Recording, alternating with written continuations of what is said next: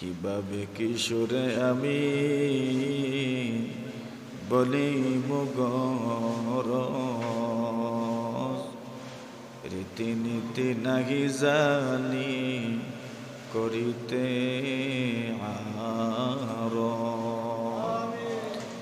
যেভাবে মকবুল হয়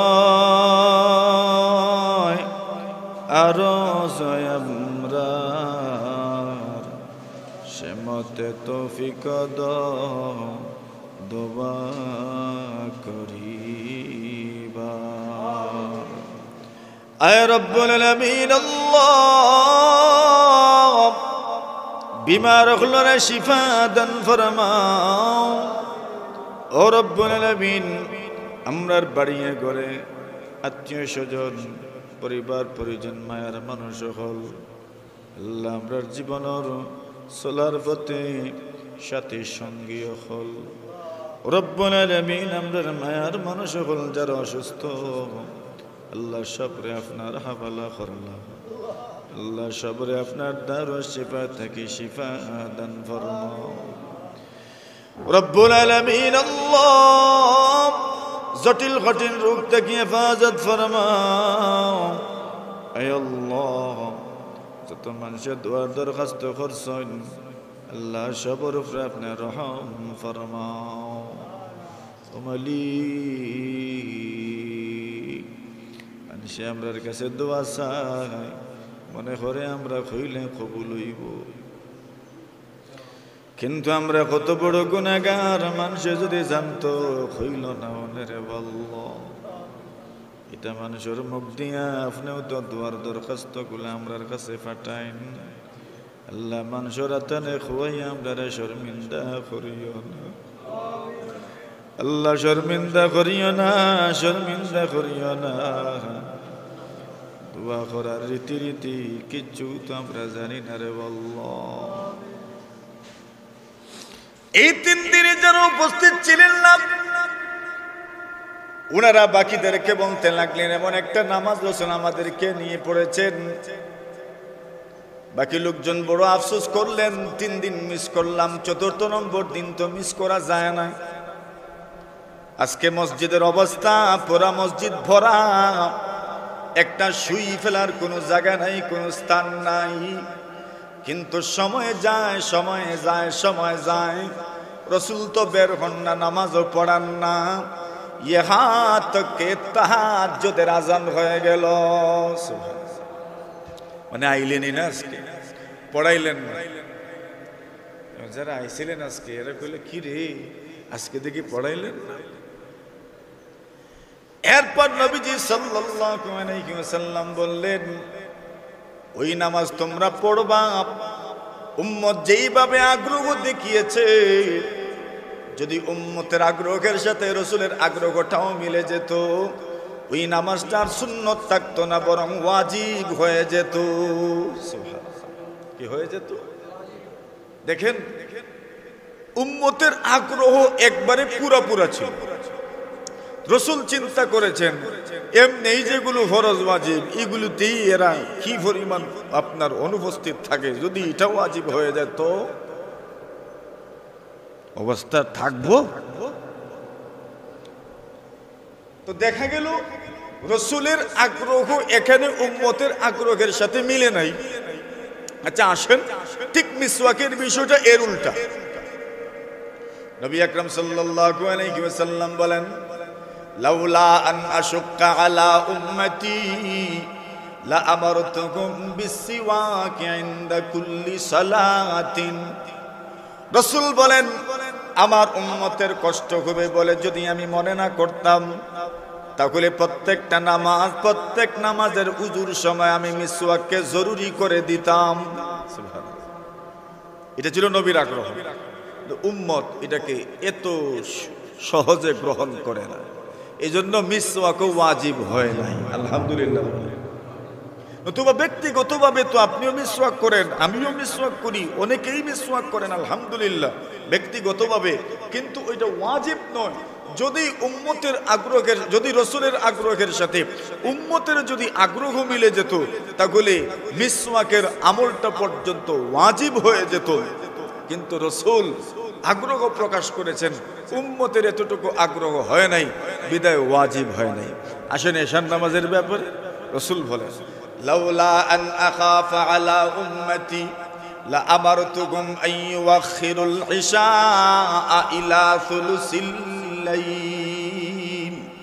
রসুল বলেন, আমার উম্মতের কষ্ট হবে বলে যদি আমার মনে না হতো, তাহলে আমি আমার উম্মতকে আদেশ করতাম ঈশার নামাজ যেন রাত্রের 1/3 অতিবাহিত হলে পড়ে। কয় তৃতীয়াংশ? 1/3। মনে করেন সূর্যোদয় 5:40 এখন, একটা কথার কথা, ঠিক আছে নি? আচ্ছা এরকমই তো কাছাকাছি সময় 5:40 মনে করেন সূর্যোদয়। এখন মাগরিব কয়টায়? 6টায়।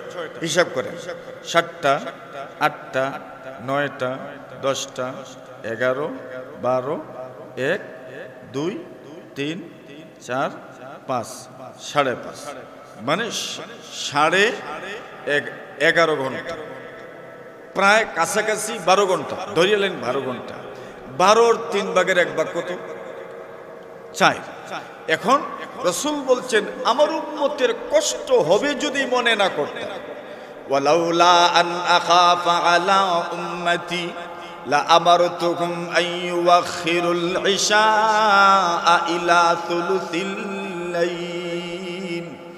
মুহাম্মদুর রাসূলুল্লাহ সাল্লাল্লাহু আলাইহি ওয়াসাল্লাম মক্কা থেকে হিজরত করে যখন মদিনা আসলেন, যেই সমাজ ব্যবস্থার প্রবর্তন করেছিলেন সেই সমাজ ব্যবস্থা হইল মসজিদ ভিত্তিক সমাজ ব্যবস্থা।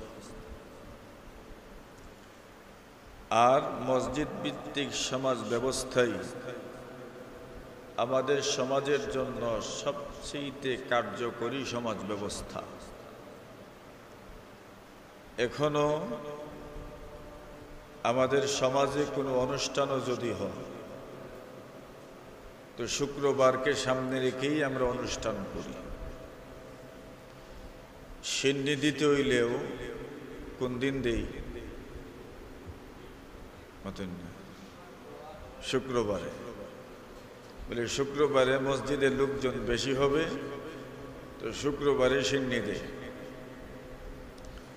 গুরুত্বপূর্ণ কোনো আলোচনা হইলেও আমরা বলি ঠিক আছে শুক্রবারে মসজিদ ও মাতমুনে। কোন দিন? শুক্রবারে মসজিদ ও মাতমুনে।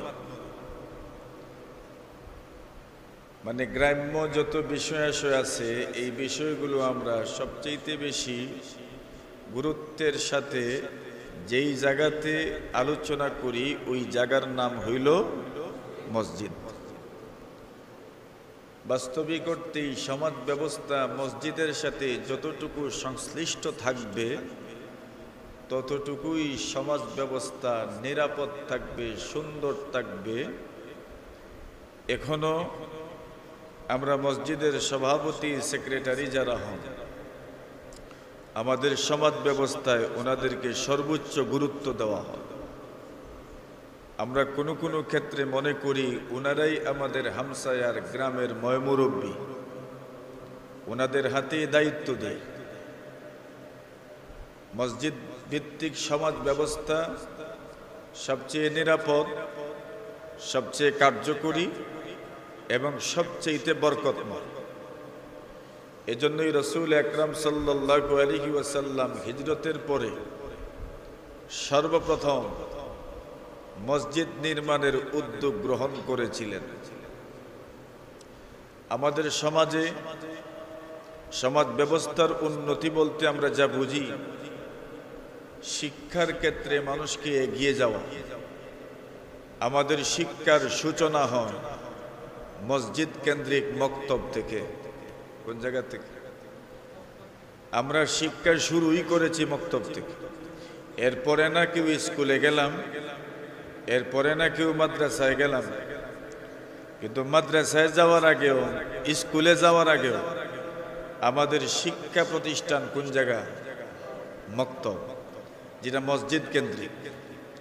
এজন্য মসজিদ কেন্দ্রিক সমাজ ব্যবস্থা সবচেয়ে নিরাপদ, সবচেয়ে বরকতময়, সবচেয়ে কার্যকরী। আল্লাহ রাসূল সাল্লাল্লাহু আলাইহি ওয়াসাল্লাম এজন্যই মদিনায় হিজরত করার পরে প্রথমেই গুরুত্ব দিয়েছেন মসজিদ নির্মাণের। আর মসজিদ নির্মাণের এই গুরুত্বপূর্ণ কাজের সাথে যারা শরীক হতে পেরেছিলেন তারা তাদের জীবনের ওই ইতিহাসটা অত্যন্ত সুন্দর তরিকায় বর্ণনাও করেছেন, যে আমরা মসজিদ নির্মাণে কি কি কাজ করেছি। কেউ বলছেন আমি ইট বহন করেছি।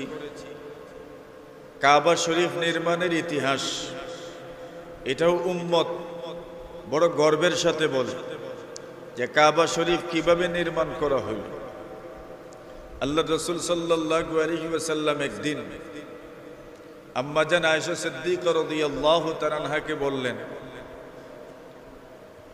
আব্দুল্লাহ ইবনে জুবায়ের রাদিয়াল্লাহু তাআলা আনহু নবী আকরাম সাল্লাল্লাহু আলাইহি ওয়াসাল্লামের স্ত্রী আম্মা জান আয়েশা সিদ্দিকা রাদিয়াল্লাহু তাআলা আনহার ভাগনা ছিলেন বইনফুত। বইনফুত মানে কি?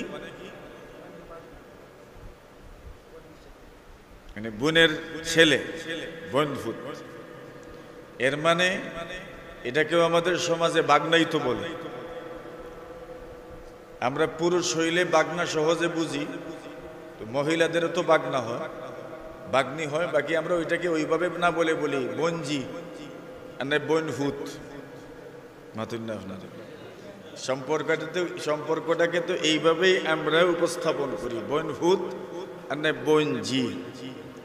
হযরত আয়েশা সিদ্দিকা রাদিয়াল্লাহু তাআলা আনহার বইনফুত ছিলেন আব্দুল্লাহ ইবনে জুবায়ের রাদিয়াল্লাহু তাআলা। ওটা যদি নামে আমার ডিস্টার্ব দিব আজকে।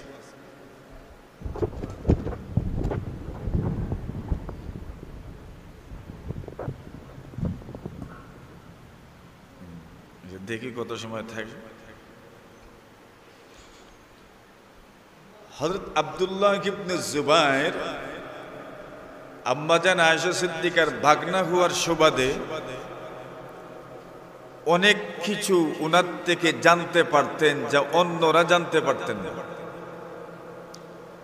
আর আম্মা জান আয়েশা সিদ্দিকা রাদিয়াল্লাহু তাআলা আনহা তো নবী আকরাম সাল্লাল্লাহু আলাইহি ওয়াসাল্লামের কাছ থেকে বেশি হাদিস বর্ণনা করেছেন। আম্মা জান আয়েশা উনি তো নবীজির এমন কিছু জানতেন যা অন্যরা জানতেন না, এত কিছু ওনার জানা ছিল। তো হযরত আয়েশা সিদ্দিকা রাদিয়াল্লাহু তাআলা আনহার বোন হলেন আসমা রাদিয়াল্লাহু তাআলা আনহা। দুজন আবু বকর সিদ্দিক রাদিয়াল্লাহু তাআলা আনহুর মেয়ে, আর আব্দুল্লাহ ইবনে জুবায়ের আসমার ছেলে। তো এই হিসাবে বইনফুত। আর আব্দুল্লাহ ইবনে জুবায়ের ওনার পিতার নাম জুবাইর ইবনুল আওয়াম আল কুরাশি, যিনি নবীজির ফুফুতো ভাই। তো নবীজির ফুফুতো ভাই এই হিসাবে একদিকে ফুফুতো ভাই সম্পর্ক, আরেকদিকে বায়রা সম্পর্ক। কিদা নতুন নাতি বিয়া শাদী আমরা তো করি, তো নিজের শালির জামাই আর না জেঠলির জামাই কি তো বায়রা। এখন জুবাইর ইবনুল আওয়াম একদিকে ফুফুতো ভাই, আরেকদিকে বায়রা, আর আরেকদিকে সবচাইতে জিগরি দুস্ত, সবচেয়ে ঘনিষ্ঠ। ইন্না লিকুল্লি নাবিয়্যিন হাওয়ারিয়া ওয়া হাওয়ারি আয-যুবাইর। রাসূল বলেন সব নবীর ঘনিষ্ঠ বন্ধু আছে, আমার ঘনিষ্ঠ বন্ধুর নাম হইল জুবাইর ইবনুল আওয়াম, মানে নিজের ফুফুতো ভাই। তো আব্দুল্লাহ ইবনে জুবায়ের রাদিয়াল্লাহু তাআলা আনহু ওই জুবাইর ইবনুল আওয়ামের ছেলে, আর একদিকে আয়েশার ভাগনা। তো লোকজন আব্দুল্লাহ ইবনে জুবায়েরকে একদিন প্রশ্ন করলো, আরে আয়েশা সিদ্দিকা তো তোমাকে অনেক গোপন বিষয়ে বলার কথা, ইন্না আয়েশাতা তুসিররু ইলাইকা কাসীরা, আয়েশা নিশ্চয়ই তোমার কাছে অনেক গোপন বিষয় বর্ণনা করে থাকবেন। এটা আমাদের ধারণা, কারণ তুমি আয়েশার ভাগনা, বোনের মেয়ে, ছেলে, এই হিসাবে তুমি যতটুকু ঘনিষ্ঠ আয়েশা সিদ্দিকার, এতটুকু ঘনিষ্ঠ তো আর কেউ না। বিদায় তুমি অনেক গোপন বিষয় সম্পর্কে জানবে যেটা আমাদের জানা নাই। আচ্ছা বলো দেখি কাবার ব্যাপারে তোমার কাছে কি আয়েশা সিদ্দিকা গোপন কিছু বর্ণনা করেছেন? কাবার ব্যাপারে, কাবা বলতে যে বিল্ডিংটা আমরা দেখি, যে স্থাপনা আমরা দেখি, ওই জায়গার নাম হইল কাবা। বিল্ডিং কাবা নয়, ওই জায়গার নামই হইল কাবা, ওই জায়গার নামই হইল কিবলা। বিল্ডিং থাকলেও কিবলা, না থাকলেও কিবলা, স্থাপনা থাকলেও কিবলা, না থাকলেও কিবলা, ওই জায়গাটার নামই হইল কিবলা। তো জিজ্ঞাসা করলেন, আয়েশা সিদ্দিকা কি তোমাকে কাবার ব্যাপারে কিছু বলেছেন? আব্দুল্লাহ ইবনে জুবাইর বলেন, হ্যাঁ বলেছেন। তো মিলে গেল যে আমি যেটা ধারণা করেছিলাম অনেক গোপন বিষয় তুমি জানবে, অন্যরা জানে না। ইমাম বুখারী রাহমাতুল্লাহি আলাইহি এই হাদিস উল্লেখ করে একটা গুরুত্বপূর্ণ তথ্য দিয়েছেন। তথ্যটা হইল অনেক কিছু অনেককে বলা যায়, আবার অনেককে বলা যায় না। বুঝাইতে পারছি? সব কিছু সবাইকে বলা যায় না। কেন? অনেক কিছু অনেকের বোধগম্য হবে না, অনেক বুঝে উঠতে পারবে না, ভুল বুঝে ফেলবে।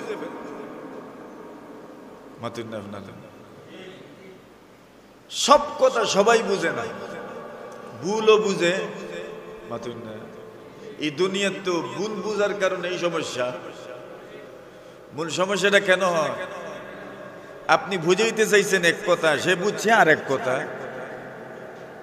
এজন্য সব কথা সকলকে বলতে নাই, সব কথা সকলকে বলতে যাবেন ভুল বুঝবে। আবার সব কাজ সবার সামনেও করতে নাই। অনেক মানুষ অনেক কাজে ভুল বুঝে, এজন্য সব আমল সবার সামনে করতে নাই। আল্লাহর রাসূল, কষ্ট হইতেছে আপনারা? জনাবে রাসূলুল্লাহ সাল্লাল্লাহু আলাইহি ওয়াসাল্লাম মক্কা বিজয়ের দিন, মক্কা যখন বিজয় হইল, আল্লাহ রাসূল তো চলে গেলেন মদিনায়।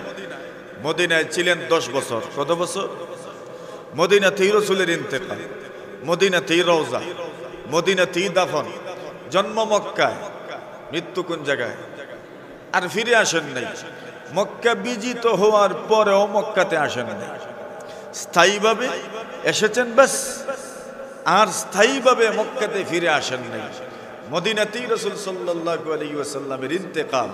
মক্কা বিজয়ের পরে আবু বকর সিদ্দিককে পরের বছরই হজে পাঠাইলেন, এর পরের বছর নিজে আসলেন, এর পরের বছরই শুরুতেই তো 3 নম্বর মাসে রাসূলের ইন্তেকাল হয়ে গেল। মানে মক্কাতে আর ফিরা হয় নাই। আল্লাহর রাসূল যখন মক্কা বিজয়ে আসলেন, মক্কা যখন বিজয় হইল, ওই দিন আল্লাহর রাসূল সাল্লাল্লাহু আলাইহি ওয়াসাল্লাম এক উযু দিয়ে 5 ওয়াক্ত নামাজ আদায় করেছেন। এক উযু দিয়ে কয় ওয়াক্ত? 5 ওয়াক্ত। অথচ মাসআলা হইল, কেউ যদি প্রত্যেক নামাজের জন্য উযু পড়েন, প্রত্যেক নামাজের জন্য উযু পড়লে কমপক্ষে 10 নেকি দান করা হয়। এটা হইল একটা মাসআলা, যে প্রত্যেক নামাজের জন্য উযু পড়া। আপনি আসরের নামাজ আদায় করেছেন, উযু রয়ে গেছে। এখন মাগরিবের নামাজ আপনি চাইলে ওই উযু দিয়ে পড়তে পারেন, এটা হইল মাসআলা, জায়েজ আছে। কিন্তু উত্তম হইল নতুন উযু দিয়ে পড়া। ওইটাকে শরীয়তের পরিভাষায় বলে আল উযু আলাল উযু। উযু থাকা সত্ত্বেও উযু পড়া। উযু থাকা সত্ত্বেও কি? উযু পড়া। বলছেন 2 সূরতে উযু থাকা সত্ত্বেও উযু পড়া 2 সূরতে মুস্তাহাব। অর্থাৎ উযু থাকা সত্ত্বেও উযু পড়া মুস্তাহাব আমল। কোন সময়? এক নম্বর হইল, এক উযু দিয়ে যদি আপনি কোনো ফরজ নামাজ আদায় করে নেন, তাহলে এরপরে অন্য ফরজ নামাজ আদায় করার জন্য উযু থাকা সত্ত্বেও ওযু পড়া মুস্তাহাব। বিদায় আপনি আসর পড়েছেন যে উযু দিয়ে, ওই উযু দিয়ে মাগরিব পড়তে পারেন, এটা হইল এক কথা। আর মাগরিবের সময় নতুন উযু পড়া মুস্তাহাব, এক। দুই নম্বর, এক উযু পড়ার পরে যদি দীর্ঘ সময় অতিবাহিত হয়ে যায়, দীর্ঘ সময় বলতে এক নামাজের ওয়াক্ত পরিমাণ সময় যদি অতিবাহিত হয়ে যায়, তো উযু থাকার পরেও নতুন করে উযু পড়া মুস্তাহাব। এই দুই সূরত ব্যতীত উযু আলাল উযু মাকরুহ। উযু থাকা সত্ত্বেও উযু পড়া মাকরুহ। মাসলা কঠিন হয়ে গেল না এখন? উযু আলাল উযু মুস্তাহাব এর মানে কি? বলে এক ফরজ আপনি আদায় করেছেন, আরেক ফরজ আদায় করবেন, এখন উযু পড়া মুস্তাহাব, মানে অনেক উত্তম আমল।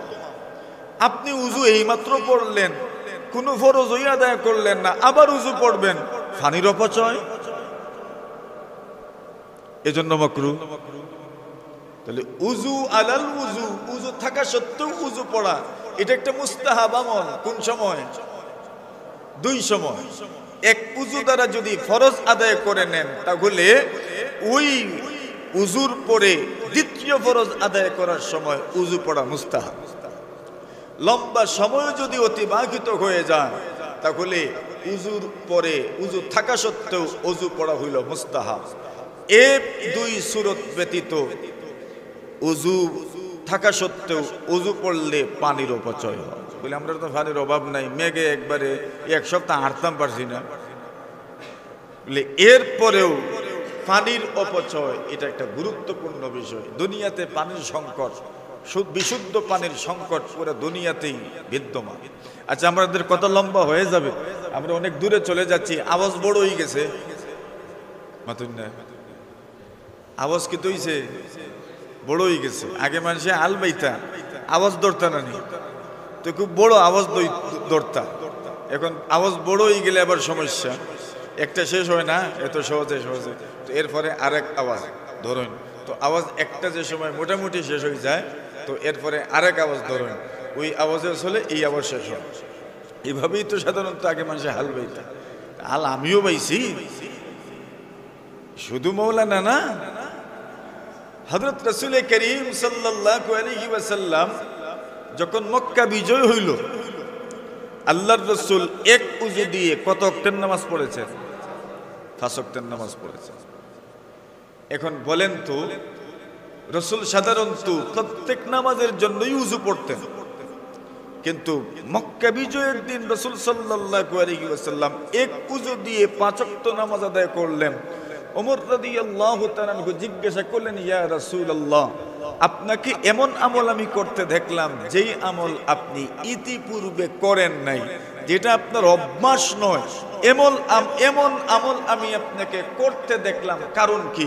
নবীজি বলেন, আমাদান ফাআলতুহু, ইচ্ছাকৃতভাবে আমি এই আমল করেছি। কি করেছি?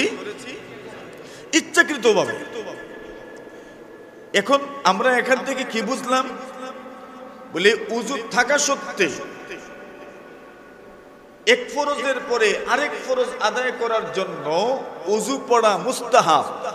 ওই মুস্তাহাবটা রাসূল ছেড়ে দিয়েছেন। কেন ছাড়লেন? রাসূল বলেন, আমি ইচ্ছাকৃত ছেড়েছি। এখন প্রশ্ন জাগলো, ইচ্ছাকৃত কেন ছাড়লেন? এর জবাব হইল, মক্কা বিজয়ের সাথে সাথেই মক্কার সব মানুষ মুসলমান হয়ে গেছে। আরবে এখনো পানি সংকট, আগে তো ছিলই, আগের কথা তো আর বলে লাভ নাই। এক কুয়াই ছিল, কূপই ছিল একমাত্র মাধ্যম পানি, আর তো কোনো মাধ্যমই ছিল না। এখন না হয় প্রযুক্তির মাধ্যমে নিচের থেকে আপনি ভূগর্ভ থেকে আপনি পানি উঠাতে পারছেন। ওই সময় তো এই ব্যবস্থাটাও ছিল না, বাস কুয়ার থেকে পানি উঠাইতে হইতো, এতটুকুই ছিল। আর তো পানির কোনো ব্যবস্থাই ছিল না। ওই সময়ের কথাটা আপনি চিন্তা করে দেখেন, একজন মানুষ যদি প্রত্যেক নামাজের ওয়াক্তে যদি উযু পড়ে, তো কমপক্ষে তো 4 বদনা পানির দরকার, 5 বদনা পানির দরকার 5 ওয়াক্ত নামাজের সময়। আরবের মানুষের জন্য ওই সময় 5 বদনা পানির ব্যবস্থা করা কি পরিমাণ কঠিন ছিল, এরা ছাড়া আর কেউ জানে না। দ্বিতীয়ত, একই পরিবারে যে একজন মানুষ এমন তো না, যদি একাধিক মানুষ থাকে, মানুষের সংখ্যা যত বাড়বে এত ফাস্ত আরো বাড়তে থাকবে। তো এত পানির ব্যবস্থা আরবের মানুষের জন্য ওই সময় করতে পারাটা কি পরিমাণ কঠিন ছিল। আর লোকজন সবেমাত্র মুসলমান হয়েছে, এরা মনে করবে প্রত্যেক ওয়াক্ত নামাজের সময় নতুন করে উযু পড়া মনে হয় জরুরি। এজন্য রাসূল বলেন, ইচ্ছাকৃতভাবে আমি প্রত্যেক নামাজের জন্য উযু পড়ি নাই, যাতে মানুষের কষ্ট না হয়। এজন্য ইমাম বুখারী বলেন, মাঝে মধ্যে অনেক মুস্তাহাব আমল ছেড়ে দেওয়ার দরকার। কেন? বলে অনেক মানুষ এটা দেখবে কিন্তু সঠিক বিষয় বুঝবে না, অনুধাবন করবে না, অনেক বড় কিছু মনে করতে পারে, এটাকে ওয়াজিব মনে করে ফেলতে পারে, বিদায় তার জীবনে এটা কঠিন এবং একটা পেরেশানির কারণ হয়ে যেতে পারে।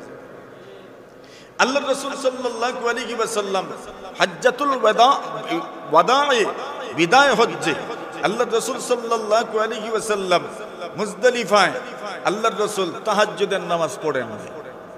অথচ রাসূলের তাহাজ্জুদ তো মিস হইতো না। কেন রাসূল তাহাজ্জুদ ছেড়ে দিলেন? এখানে দুনিয়ার বিভিন্ন প্রান্ত থেকে লোকজন এসেছে, এরা যখন দেখবে, সবাই তো প্রায় জাগ্রত, এরা যখন দেখবে আমি তাহাজ্জুদের নামাজ পড়ছি, তখন এরা ভাববে এটাও মনে হয় আরেক ওয়াক্তের নামাজ। নিজের জীবনের জন্য এটা কঠিন হয়ে যাবে অনেক মানুষের জন্য, বিধায় আমি ইচ্ছাকৃতভাবে পড়ি নাই। আল্লাহর রাসূল সাল্লাল্লাহু আলাইহি ওয়াসাল্লাম ইচ্ছাকৃতভাবে অনেক বড় মজলিসে, অনেক ভরা মজলিসে, অনেক বড় সমাবেশে অনেক কিছু ছেড়ে দিতেন, যাতে করে মানুষ ভুল না বুঝে, যাতে করে মানুষের জন্য কষ্ট না হয়ে যায়। তারাবির নামাজ, কষ্ট হইতেছে আপনারা? বুঝরা তো আমার মাত। তারাবির নামাজ আল্লাহর রাসূল সাল্লাল্লাহু আলাইহি ওয়াসাল্লাম তার জীবদ্দশায় 3 দিন তারাবি জামাতের সাথে আদায় করেছেন। কয়দিন? 3 দিন। হযরত রাসূল, এর আগে আরেক হাদিস শুনাই আপনাদেরকে। রাসূল বলেন, আলাইকুম বিসুন্নতি ওয়া সুন্নাতিল খুলাফাইর রাশিদিন। রাসূল বলেন, উম্মত তোমাদেরকে আমার সুন্নত মানতে হবে, ওয়া সুন্নাতিল খুলাফাইর রাশিদিন,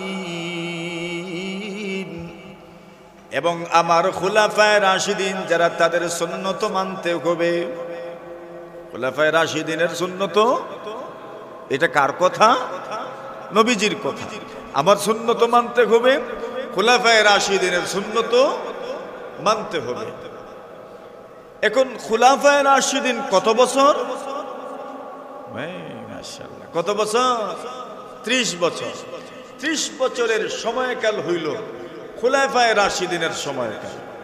এখন হিসাব করলে দেখা যায় আবু বকর সিদ্দিকের জামানা, উমর ইবনুল খাত্তাবের জামানা, উসমান ইবনে আফফানের জামানা, আর হযরত আলী মুর্তজার জামানা, আর হাসান রাদিয়াল্লাহু তাআলা আনহুর ওই 6 মাসের জামানা যদি মিলানো যায় তো দেখা যায় প্রায় 30 বছর। সুবহানাল্লাহ, কত বছর? এই 30 বছর। এখন আসুন আমরা এখান থেকে কি বুঝতে পারলাম? নবীজির বক্তব্য হইল, আলাইকুম বিসুন্নতি ওয়া সুন্নাতিল খুলাফাইর রাশিদিন। আল্লাহর হাবিব বলেন, আমার সুন্নত মানো, ওয়া সুন্নাতিল খুলাফাইর রাশিদিন, এবং আমার খুলাফায়ে রাশিদিনের সুন্নতকেও তোমাদেরকে মানতে হবে। সুন্নাতুল খুলাফাইর রাশিদিন। তারাবির নামাজ জামাতের সাথে শুরু হয়েছে ওমর রাদিয়াল্লাহু তাআলা আনহুর জামানায়, উনি শুরু করেছেন। সুতরাং নবীজির বক্তব্য মতো ওমর রাদিয়াল্লাহু তাআলা আনহুর রেখে যাওয়া সুন্নাত তারাবির নামাজ জামাতের সাথে আদায় করার সুন্নত আমাদেরকে মানতে হবে। বস জবাব হয়ে গেল। শুরু হইল বা জামাত তারাবির নামাজ হযরত ওমর রাদিয়াল্লাহু তাআলার জামানায়। এখন নবীর যুগে এর নওয়াইয়ত এর প্রকারটা কেমন ছিল? আল্লাহর রাসূল 3 দিন জামাত পড়েছেন। কতদিন? 3 দিন। প্রথম দিন যখন তারাবির জামাত পড়লেন, তো যারা পড়েছেন তো পড়েছেন মসজিদে নববীতে, ওনারা পড়ে গেলেন। ওনারা জামাত যখন পড়লেন, জামাত পড়ার পরে আল্লাহর রাসূল সাল্লাল্লাহু আলাইহি ওয়াসাল্লামের সাহাবায়ে কেরাম যারা ছিলেন না তাদেরকে গিয়ে বললেন, আরে আমরা আজকে নামাজ পড়েছি। এই কথাটা শোনার পরে যারা ছিলেন না এদের মনের আগ্রহ বাড়ছে না কমছে? এরই মিস করলাম আমরা। দেখেন না আমাদের সমাজে এই কেউ যদি বলে আজকে বাজারে এমন একটা জিনিস ছিল, তখন এরা বড় আফসোস করে ফস্তায়, ইস রে মিস করলাম। আর ওইটা তো নামাজ। আর সাহাবায়ে কেরাম ওনারা পরের দিন আগে বাগে গিয়ে হাজির। মাশাআল্লাহ, মোটামুটি গত দিনের তুলনায় এই দিনে উপস্থিতি অনেক বেশি। নামাজ পড়লেন, 2 দিন হইল। 3 নম্বর দিন নবী আলাইহিস সালাতু ওয়াস সালাম নামাজ পড়লেন। আজকের দিনেও জামাতে লোকজন বেশ।